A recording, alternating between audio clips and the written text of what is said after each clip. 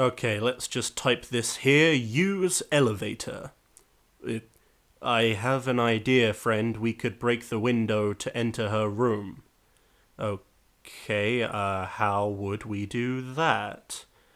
Brilliant, Jum Jum, but how will we break that window? Bitch, that's what I'm asking you! Alrighty, so today we're going to be looking at Event 0, or I guess technically Event open bracket 0 close bracket. Yeah, it doesn't quite have the same ring to it, does it? Not gonna lie, I was kind of taken by surprise with this one. I'm not 100% sure what I was expecting, but I don't think it was this. But I'm getting way ahead of myself. Let's talk about the game. Event 0 is a... Well, actually, I'm not sure how to describe its genre. It's kind of a walking simulator, kind of a puzzle game, kind of a space station exploration game. It's weird. Let's start with the plot. You play as a he or a she or a they who's on a space mission to Europa, when your ship gets fucked up and you evacuate using an escape pod. You float around aimlessly in your escape pod for a while until you come across a ship that you immediately dock. The AI for the ship, Kaizen, says it can take you back to Earth, but first you have to destroy this thing on the ship called a singularity drive. As plots go, it's definitely not bad, but what's more interesting is the history of the ship and the lives of the crew who inhabited this ship back in the 1980s, which you learn more about as you play the game. Reading through logs, finding notes and other stuff the crew left behind, it's pretty engaging stuff. But the main part of the game, and the reason I bought this game instantly when I found out about this, is the fact that you can actually talk to the ship's AI, Kaizen. According to the trailer, you can type anything you want to Kaizen and it will have an appropriate response. Well, most of the time it will. Sometimes when you say something totally normal, it will just say something that doesn't at all relate to the situation.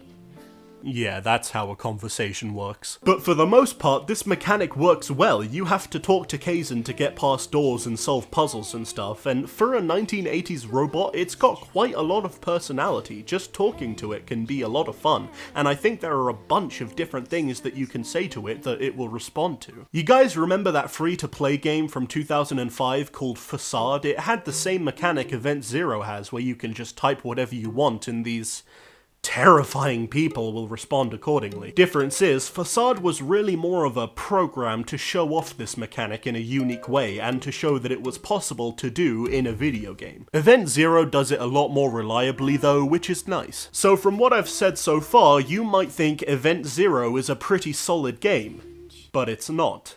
It's a pretty liquid game. Kill me, please. By far the biggest problem with Event Zero is its length. It is a very short game. It took me about 3 hours to beat, and to be honest, I left feeling kind of underwhelmed. I've never had a problem with short games before, but the reason I had a problem with it in Event Zero is because I was actually really getting into it. I was slowly building a relationship with Kaizen, getting sucked into the game's world. You had me, Event Zero. You had me in the palm of your hand and you blew it. You let me fly away, and now I've flown away.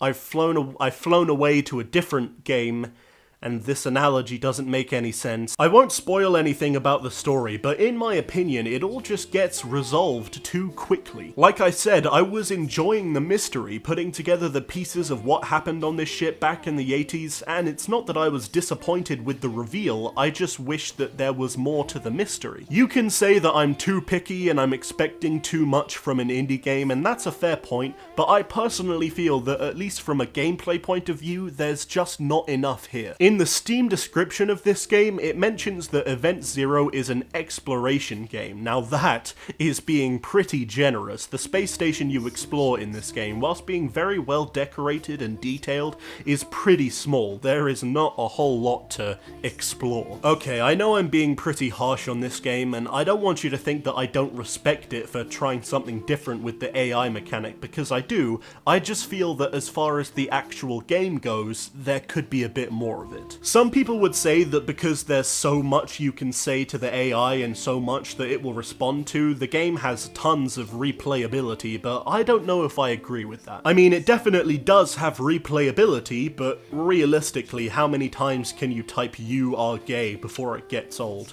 The answer is infinite times, because it will never get old. It's the funniest joke in existence. You know, even though I felt kind of underwhelmed with the length of this game, I still had a good time whilst I was playing it, and if there's ever any DLC that expands on the story, or maybe gives us...